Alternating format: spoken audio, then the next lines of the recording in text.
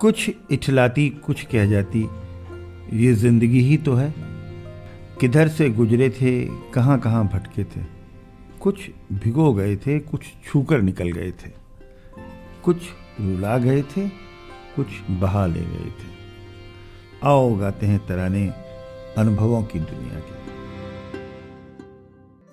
नमस्कार दोस्तों, आप सबका स्वागत है National Institute of Social Defence और Ministry of Social Justice and Empowerment, Government of India, Media for Community Foundation Nai Delhi और पीपल्स इनिशिएटिव लखनऊ के संयुक्त तत्वाधान में वरिष्ठ नागरिकों द्वारा प्रस्तुत इस खास कार्यक्रम श्रृंखला अनुभव लखनऊ में, जिस प्रोजेक्ट को कंसीव और डिजाइन किया है डॉक्टर आर श्रीधर, श्री आलोक वर्मा जी और श्री अरविंद नारायण मिश्रा जी ने। रेडियो कोऑर्डिनेटर हैं अरविंद नारायण मिश्रा जी और प्रोडक्शन कोऑर्डिनेटर हैं कुश त्रिपाठी। दोस्तों, कार्यक्रम में प्रवेश करने से पहले मैं एक बार आपको एक टोल फ्री नंबर बताना चाहूंगी जो हमारे सीनियर सिटीजन्स की मदद और सपोर्ट करने के लिए है। आप इस नंबर का इस्तेमाल सुबह 8 बजे से रात 8 बजे के बीच में कर सकते हैं। यदि आपको किसी प्रकार की मदद और सपोर्ट की जरूरत है तो आप इस टोल फ्री नंबर 14567 पर कॉल कर सकते हैं। एक बार फिर से नंबर रिपीट कर देती हूँ, आप चाहें तो इसे नोट भी कर सकते हैं। 14567। इस नंबर पे doctors, hospitals, old age homes से लेकर लीगल गाइडेंस, इमोशनल सपोर्ट और बुजुर्गों के शोषण के केस में डायरेक्ट इंटरवेंशन और निराश्रित बुजुर्गों को रेस्क्यू कराने तक सभी प्रकार के सपोर्ट के लिए कॉल किया जा सकता है। अब आइए दोस्तों, बढ़ते हैं कार्यक्रम की ओर। मैं हूँ तृप्ति और ये कार्यक्रम आप तक लेकर आ रहे हैं अनुभव लखनऊ। समर्पण ओल्ड एज होम में आज अनिल बिहारी श्रीवास्तव जी का स्वागत है। हम उनके साथ मुखातिब हैं। श्रीवास्तव जी का एक बड़ा प्रोफेशनल कैरियर उन्होंने लीड किया है। वो आर्किटेक्ट थे यहाँ उत्तर प्रदेश राजकीय निर्माण निगम में, जो निर्माण कार्यों की सरकारी बहुत एपेक्स बॉडी है, उसमें कई वर्ष तक रहे। रिटायरमेंट के बाद फिर वो बरेली में एक प्राइवेट यूनिवर्सिटी में उन्होंने खंडेलवाल कॉलेज में काम किया और उसके बाद फिर 2018 में इस कोरोना पीरियड के बाद फिर देन ही decided to come back to Lucknow and stay in this Samarpan old age home. Srivastava, आपका बहुत बहुत स्वागत। बड़ा आपका इंटरेस्टिंग करियर रहा है और नौकरी के कुछ अनुभव आप शेयर करना चाहें रिटायरमेंट के बाद के, और फिर किस रास्ते से गुजरते हुए किस तरह यहाँ पहुँचे, इस बारे में जो आपके जो शेयर करना चाहें अनुभव, स्वागत है जी। इनिशियली 1970 में मेरा अपॉइंटमेंट हुआ जी लखनऊ PWD में जी एज ए आर्किटेक्चरल असिस्टेंट। वहाँ मैं 5 ईयर वहाँ पर रहा 75 तक। उसके बाद मेरा अपॉइंटमेंट सेंट्रल PWD शिलांग में हो गया, मेघालय में। उस समय गवर्नर जनरल होते थे वहाँ पर, और ईटानगर जो राजधानी बनी है बेसिकली वो हम लोगों के द्वारा ही जो है काफ़ी की गई। सेंट्रल PWD के जो चीफ आर्किटेक्ट थे मिस्टर अग्रवाल, उन्हों के द्वारा फिर गारे आए। फिर हुआ ये कि सीनियरिटी जूनियरिटी इंदिरा गांधी के ज़माने में एक कर दी गई जी। तो मैं सीनियर ग्रेड में गया था, कलकत्ते में मेरा इंटरव्यू हुआ था। सीनियर ग्रेड के बाद उन्होंने मेरे को, मैं जूनियर में आ गया जब उन्होंने दोनों ग्रेड कंबाइन कर दिया। पहले 2005 का और 150 का ग्रेड होता था जी, तो उन्होंने दोनों ग्रेड वो कंबाइन कर दिए और रीजनली मुझे ईस्टर्न रीजन के लिए डिप्यूट कर दिया। नेचुरली मुझे ईस्टर्न रीजन में परमानेंट नहीं था। मैंने सोचा था कि वहाँ से ट्रांसफ़र करा के दिल्ली आ जाएंगे, लेकिन फिर वो चांस ख़त्म हो गया जब ये डिसाइड हो गया कि मैं ईस्टर्न रीजन में ही मुझे रहना है।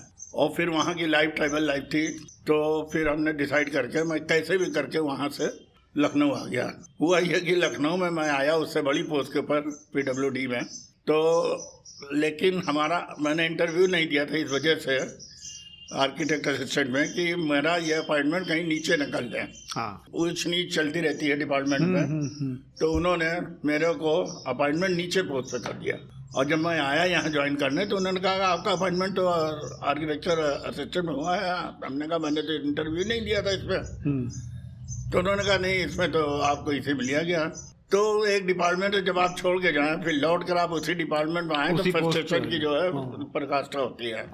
और उसी पोस्ट पर रखा है फिर आप जी। तो 6 महीने के अंदर ही राजकीय निर्माण निगम खुला। मिस्टर PN रॉय आए थे वहाँ। जब खुला तो मैंने कैसे भी करके वहाँ पर, हालांकि वो हमको इंक्रीमेंट वगैरह प्रोवाइड कर रहे थे, लेकिन मैंने इसलिए मना कर दिया कि मुझे नहीं चाहिए, मुझे अगर आप चाहें तो अपॉइंटमेंट, तो मैं यहाँ पे ज्वाइन कर लिया मैंने। यहाँ पे ज्वाइन करते समय उस समय सर्विस रूल फॉर्म थे। तो 5 साल बाद 80 में मुझसे पूछा गया कि भाई आप यहाँ रहना चाहते हैं कि जाना चाहते हैं। तो बट नेचुरल 10 साल की सर्विस हो गई तो मैं कैसे छोड़ के कहीं जाऊँगा। तो मैं अल्टीमेटली वहीं पर मैं रहने लगा।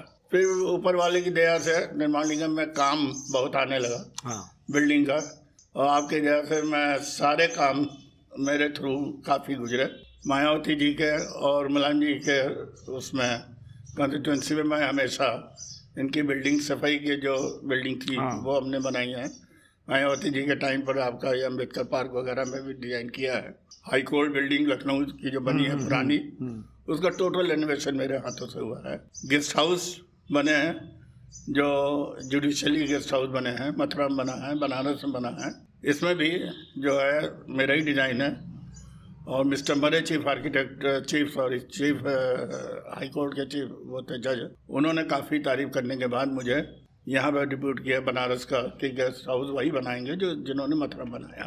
खैर वो सब चीज़ें चलती रही, लेकिन फील्ड में तो इंजीनियर होता है, आर्किटेक्ट नहीं होता। हाँ, सही बात है, फेस वही है। हाँ। तो नाम इंजीनियरिंग का आता है, तो वो डिज़ाइन बेसिकली मेरे ही थे। तो कई सी मीटिंग होती है। आपने बताया कि आप मेडिकल हेल्थ में रहे हैं। मेडिकल हेल्थ में दत्ता जी थे, अभी याद किया मैंने कौन थे। तो दत्ता जी के साथ में मीटिंग चाहिए हुई थी। हॉस्पिटल बनना था 100 बेडेड का। मिस्टर बहेल हमारे साथ थे, DSOI साहब भी थे। सबका कंपटीशन हुआ था, 10-15 आर्किटेक्ट आए थे। बाकी प्रोसीजर के अनुसार जिसको मिलना था मिल गया। फिर गवर्नमेंट एजेंसी में क्या होता है इसको आगे बताने की ज़रूरत नहीं है। तो इस तरह से मैं क्या कहते हैं वहाँ पर रहा, और 2008 में रिटायर हुआ राजकीय निर्माण निगम से। हुआ ये कि पेंशन नहीं मिली। 1995 में मुझे मिलनी चाहिए थी पेंशन, 96 में। तो ब्रिज कॉर्पोरेशन में तो लग गया, लेकिन हमारे यहाँ यूनियन की उठापटक की वजह से वो नहीं लग पाया। तो 96 में लगा, और इत्तेफाक से जब मैं रिटायर हुआ तो उसके बाद हमारे साथ के लोग लाख लाख रुपए पाने लगे, और मैं 35,000 पे ही रिटायर होकर बैठ गया। नेचुरली पेंशन नहीं थी, खाने के लाले लगे थे मेरे पास। तो अल्टीमेटली मैंने क्या किया, क्या कहते हैं, ज्वाइन कर लिया मैंने आपका BBD यूनिवर्सिटी। तो उसमें एज ए प्रोफेसर मुझे एसोसिएट प्रोफेसर उन्होंने अपॉइंट कर लिया। तो वहाँ पर लड़कों के बीच में आया तो थोड़ी हमारी स्ट्रेंथ बढ़ी। और फैक्ट तो यह है, तो कभी एक्सपीरियंस नहीं था मुझे टीचिंग का, और मुझे माइक में फोबिया था बोलने में। तो मैं समझ नहीं पा रहा था मैं क्लास कैसे लूँगा। मुझे जो 5th ईयर का फाइनल क्लास पहले दे दिया गया पर्सनल प्रैक्टिस का। आप यकीन नहीं मानेंगे, मैं अपने घर के ऊपर एक कमरे में बोर्ड लगा के प्रैक्टिस करता था। वो आकर मैं फिर क्लास के अंदर टॉपिक उठाता था। चूंकि याद नहीं रहता था वर्बली, तो वो पहले से मैं बोर्ड के ऊपर सारा चार्ट बना देता था, तो उसी अनुसार मैं क्लास लेने लगा। 1 साल की काफ़ी डिफिकल्टी हुई, 2 साल की, लेकिन उसके बाद फिर प्रैक्टिस हो गई। फिर मुझे कोई दिक्कत नहीं हुई। ऊपर वाला टीचिंग वाली इनिंग आपकी अच्छी रही। कितने साल पढ़ा आपने? कितने साल? 10 साल मैंने पढ़ा है। 10 साल पढ़ा। Oh my God. क्योंकि 8 साल में BBD में रहा, उसके बाद डायरेक्टर हो गया आपके KCD बरेली में, खंडेलवाल। और भगवान दुआ अगर ये ना होता, क्या कहते हैं, कोरोना, तो शायद मैं वहीं रहता। अभी भी मेरे पास फ़ोन आया, वहाँ पर विनय खंडेलवाल है वहाँ पर। ये आप चाहो तो आप ये देखिए, पूरा कॉलेज मुझसे मतलब नहीं। फैमिली कहाँ है? मेरी फैमिली, मेरा एक बेटा और एक बेटी थी जी। मेरी बेटी का डाइवोर्स का केस चल रहा है, अभी भी लंबित है वो। बेटी कहाँ रहती हैं आपकी? लखनऊ मेरे मकान में रहती है। अच्छा। मेरा मकान खंडेलवाल बताया ना, जिस तरह ये दिक्कत हुई तो ये मैंने मकान बेचा अपना। यहाँ पर बहुत शानदार जगह पे था, तो काफ़ी महंगा मकान बिक रहा था। तो हमने कहा चलो तो यही काफ़ी है। तो 1,40,00,000 रुपया। अब दोस्त यार के चक्कर में मैंने कभी म्यूचुअल फंड का मैंने कभी देखा नहीं, वो भी नहीं देखा था। लेकिन अब जब लोग बात देख लेते, मेरे पास पैसा आ गया तो समबडी एडवाइस की, तुम इसमें लगा दो, इसमें लगा दो। तो मैंने वो पैसा साइंस सिटी में लगा दिया। किसमें? साइंस सिटी में। मिस्टर राशिद खान। तो वो भाग गए। अरे बाप। अब वो अरेस्ट दुबई में है, कहाँ है मालूम नहीं। मैं कितने ज़्यादा साल जीऊँगा ये भी मुझे नहीं मालूम। पेंशन मेरी है नहीं, तो जो पैसा मेरा बचा था कुछ थोड़ा मोड़ा, बाकी तो डूब गया। अभी भी 21-22 लाख रुपए साइंस सिटी पास है मेरा। एक प्लाट भी मैंने लिया हुआ है। उस सब मिला के मतलब काफ़ी क्राइसिस में रहा। बेटा मेरा बहुत अच्छी जगह पर है, 1.5-2 लाख रुपए उसकी तनख्वाह भी है। लेकिन कुछ चीज़ें ऐसी होती है कि अच्छा नहीं लगता। आप कहें कि हमको पैसा दीजिए, हालांकि वो बहुत बुला रहा है, लेकिन मैं नोएडा में है, ओरेकल कंपनी में है, ग्राफिक डिजाइनर। हाँ, ओरेकल तो बड़ी अच्छी कंपनी जी। तो काफ़ी उसने हमें क्या कहते हैं इन्वाइट किया, लेकिन मैं फिर गया नहीं उसके बाद। अभी भी वो बुला रहा है, कहने का पापा यहीं आ जाइए, क्या दिक्कत है? तो हमने कहा नहीं, हम यहाँ पर सुकून से, हमें कोई दिक्कत नहीं है। प्रॉब्लम ये होती है ना कि आजकल की जनरेशन और हम लोगों की जनरेशन जमीन आसमान का फ़र्क है जी। आज की जनरेशन मॉडर्न कमर्शियल थिंकिंग है और हम लोग सेंटिमेंटल थिंकिंग वाले आदमी थे जी। हमको आज भी मालूम कि हमारा अगर ये लड़का जो है तो वो गड़बड़ हो जाएगी तो मैं उल्टे पाँव चला जाऊंगा। हाँ। अब आज की क्या थिंकिंग है मालूम नहीं। तो अच्छा, तो बिटिया रानी भी यहाँ है और वो बेटे नोएडा में है? जी, और मेरी बेटी का एक बेटा भी है, नाती भी है। बेटी कुछ कर रही है कि घर पे ही है? अभी तक तो घर ही पे थे, लेकिन अब वो एक्चुअली थोड़ा एग्रेसिव नेचर की है। अच्छा। प्रॉब्लम यह है कि 4 नौकरी छोड़ चुकी है। बीबीडी में भी उसको असिस्टेंट प्रोफेसर थी वो, उसके बाद वहाँ छोड़ दिया। किसी से भी बात किया, मान लीजिए वो एक्साइटमेंट हो गई उसको, अगर कुछ भी होता है तो वो परवाह नहीं करती, वो ब्रिलियंट बहुत है। तो अभी भी जो लग गई थी बंसल इंस्टीट्यूट में, तो बंसल उन्होंने कहा भाई आपके सामने, कहने मेरे सामने मेरी जूनियर लड़की बैठती, मैं उतनी तनख्वाह में काम नहीं करूँगी। अब वो कहने लगे भाई आप ही ने तो कहा था इतने तनख्वाह का। मैंने तब कहा था जब 15,000 रुपये 16,000 में बीबीडी छोड़ कर आई थी, आप हमको 16,001 रुपया दे दीजिए, मैं ज्वाइन कर लूँगी। और जब आप देख रहे हैं, हम तो समझा पैसा नहीं है पैसा तनख्वाह देने के लिए, अब मेरे सामने जूनियर लड़की बैठी हुई है 26,000 पा रही है, तो मैं तो नहीं करूँगी पैसा। और वो छोड़ दिया वो भी। वंस इतनी क्राइसिस के बाद भी उसने ये नहीं सोचा कि आगे क्या होगा क्या नहीं होगा, बहरहाल उसने छोड़ दिया। आजकल वो कोई जॉब कर रही है, कुछ अच्छा है, शायद 40,000 रुपये का वो है उसको, तो थोड़ा सा स्मूथली मामला चल रहा है। मैं यहाँ के ऊपर हूँ। और अच्छा ये बताइए, बड़े सवाल पूछ रहे हैं, इसमें इसका जवाब जिस तरह आप देना चाहें दीजिएगा। अगर एक और जन्म लेने का मौका मिले तो आपको लगता है कि इस जिंदगी में कुछ गड़बड़ियाँ हुई या हो गई आपके मारे, हालात के मारे या ऊपर वाले के मारे, जो अगले बार जन्म में रिपीट नहीं करनी चाहिए? देखिए इस जन्म में तो मैं ये समझता हूँ modernisation of level of study जो है बच्चों का, वो वेस्टर्नाइजेशन है। और हमारे भारतीय संस्कृति बहुत अच्छी है, और अगर उसी में इनिशियली जैसे मोदी जी भारतीय कहते हैं, तो उनको चाहिए इनिशियली अगर वो हिंदुत्व चाहते हैं और सेंटिमेंटल डेवलप करना चाहते हैं बच्चों के दिमाग में, तो उनको जो है इनिशियल पढ़ाई बच्चों का विचार बदलना चाहिए, क्योंकि बच्चों के विचार नहीं बदले। आज भी विचार जो है चेंजेस हो रहे हैं, और हम समझते हैं ये दिन पर दिन जो है वेस्टर्नाइजेशन की ओर जाएंगे, जो मुझे तो नहीं एटलीस्ट पसंद। बाकी और बच्चों की स्टडी जैसे हम लोग जहाँ पर हैं गुरुकुल में आप जाइए तो बच्चे पढ़ते हैं, जैसे आप आज की तारीख में कहते हैं कि मदरसा नहीं होना चाहिए, मदरसे में पढ़ना है, ठीक है, अपने उनका मदरसा है, अपना पढ़ना है, लेकिन हिंदू के अंदर तुम हिंदू की जो संस्कृति है उसको तो पढ़ाओ यार। आज आप इंडिया में क्या कहते हैं, कह रहे हो वीरों का नाम लो, जिन्होंने राष्ट्र आज़ाद किया उनका नाम लो, बिल्कुल ठीक है, नाम लीजिए, तो उस पर पिक्चर भी बनाइए। पिक्चर आप इतनी वेस्टर्नाइजेशन कर रहे हैं कि आदमी के दिमाग ही खराब हुआ जा रहा है। Why not censor? परिवार की संस्था भी हिंदी संस्कृति है, हिंदू संस्कृति के हिसाब से ही बनी है जी, तो वो पारिवारिक संस्था का भी जो है उसमें प्रिजर्व रहेगा वो। बिल्कुल। और पिक्चर जो है इस पर सेंसर जरूर लगाना चाहिए। जो आज की मूवीज चल रही हैं उस पर कुछ ना कुछ सेंसर, मतलब इतनी वेस्टर्नाइजेशन, मतलब जो भारतीय संस्कृति, भारतीय जो संगीत था उसको इन्होंने डेड कर दिया बिल्कुल। क्या वो संगीत नहीं था? भीमसेन जोशी का संगीत नहीं था? हाँ बिल्कुल था। क्या बनर्जी का रविशंकर संगीत नहीं था? अरे उसके अलावा सोचिए, पहले भी जो पहली फिल्मों में म्यूजिक भी होता था, मेलोडी होती थी। आज भी मैं कल भी गाने सुनता हूँ, जब रात के 2 घंटे गाने सुनता हूँ, 1 घंटा यूट्यूब पर भगवान द्वारा पुराने गाने, तभी नींद आती है। अब आप एक भारती लगा दीजिए जरा, आपका वो हो जाएगा, क्या कहते हैं। नहीं, हिंदी फिल्म इंडस्ट्री के पुराने गानों में तो पूरी जीवन का दर्शन जो था, पूरा जीवन दर्शन है।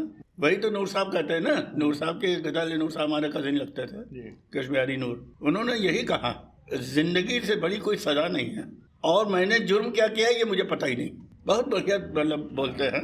आपकी भी हालात, मतलब सोचिए कि नौकरी ऐसी करी, सरकारी है लेकिन पेंशन नहीं है। पेंशन नहीं है। क्या यहाँ से छोड़ के गए, इंटरव्यू दिया किसी और पोस्ट के लिए, अपॉइंटमेंट लेटर किसी और पोस्ट का दे दिया, और सेंटर PWD छोड़ कर आया। आप ये देखिए आज पेंशन हमारी कहाँ होती है, बराबर कहीं ऊंची होती है। तो मतलब वही हालात, क्या मेरी क्या खता है मुझे पता नहीं। जिंदगी कहाँ से किन किन रास्तों से चलती। अच्छा, तो यहाँ आप कब आए इसमें? यहाँ मैं पिछले साल, वही बताया ना, जो ये बंद हुआ आपका, उसके बाद मैं घर पे रहा थोड़े दिन जी। तो उसके बाद पर्सनल फैमिली डिस्प्यूट्स हैं। फैमिली डिस्प्यूट का मतलब कोई ऐसा डिस्प्यूट नहीं है, लेकिन कहा ना, इनिशियल शिक्षा जो है वो लेडी की तरफ से ज़्यादा होती है, जेंट्स की तरफ से कम होती है। जेंट्स हमेशा कमाने खाने में, अपने को सर्वाइवल करने में लगा रहता है।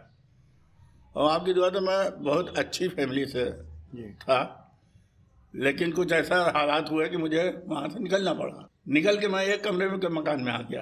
तो मुझे ये भूत था कि कैसे भी करके मैं अच्छा, तो कोई भी काम होता था मैं सब काम करता था। हाँ, लेकिन मेरे फादर जो है बहुत बड़े लखनऊ के फाउंडर आर्टिस्ट, ये अनिल रस्तोगी वगैरह, इनका मैंने गोमती होटल में इंटरव्यू मैंने लिया खुद। तो योगेश प्रवीण को जानते होंगे। योगेश प्रवीण जी मेरे भाई हैं, मौसी जी के लड़के थे। उनका इंटरव्यू मैंने कंडक्ट किया उनके घर के ऊपर बाकायदा कैमरे में। लेकिन बदकिस्मती से वो सब घर के डिस्प्यूट के अंदर सब इधर उधर हो गया। तो मैंने क्या किया, बात में आपकी वाइफ का जिक्र नहीं आया अभी तक। हमारी वाइफ का जिक्र वही है, मैंने बताया हमारी वाइफ भी बहुत अच्छे घराने से थी। मेरे फादर इल्ला जो थे डायरेक्टर जनरल GSI थे। तो एक कहावत कही गई है कि एक आदमी, युवा वर्ग जो है, जो इंसान मतलब मैस्कुलिन जेंडर है, उसके खराब होने से एक जनरेशन खराब होती है। लेकिन एक लेडी के खराब होने से कई जनरेशन खराब होती है। I am the example of that. तो अब उसको फर्दर डिस्कस करने का कोई मतलब नहीं है। उसका अनुभव जो आपके साथ रहा, मुझे ऐसा कि अनुभव बट नेचुरल है, बहुत ज़्यादा अच्छा नहीं रहा। उसमें कुछ गलतियां जवानी में हमारे साथ भी हैं।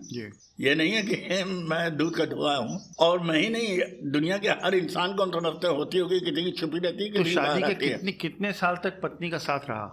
अभी तक मेरे पत्नी के साथ है, अभी भी मैं जाता हूँ। ओके। लेकिन जो बातें होती हैं, जो मतलब अब्यूजिंग होती है, अच्छा, वो थोड़ा सा हम ब्रेन स्ट्रोक पड़ा ना हमें 16 के बाद में, तो उससे मैं जरा थोड़ा सा डर गया हूँ कि अगर आपकी बार ब्रेन स्ट्रोक पड़ गया तो मुझे उठाने वाला कोई नहीं है। तो बड़ी लेटेस्ट प्रॉब्लम है। रिश्तों में अच्छे मधुर संबंध नहीं है, तो ये बस कभी यही इतना कहा जाए बस। तो ये सारांश है हमारी लाइफ का। बहुत बढ़िया शाह साहब, बहुत अच्छा रहा आपसे बात करके। धन्यवाद आपका, और फिर शेयर करने के लिए अपनी बातें, और हम लोग की मुलाकात होती रहेंगी ऐसे ही।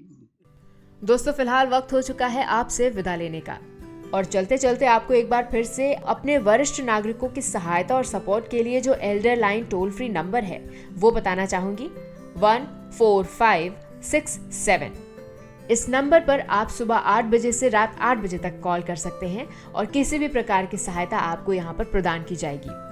अगली बार फिर लौटेंगे ऐसे ही किसी खास शख्स की प्रेरणादायक जीवन यात्रा की कहानियां लेकर। तब तक के लिए स्वस्थ रहिए, खुश रहिए। मैं तृप्ति लेती हूँ आपसे इजाजत। नमस्कार।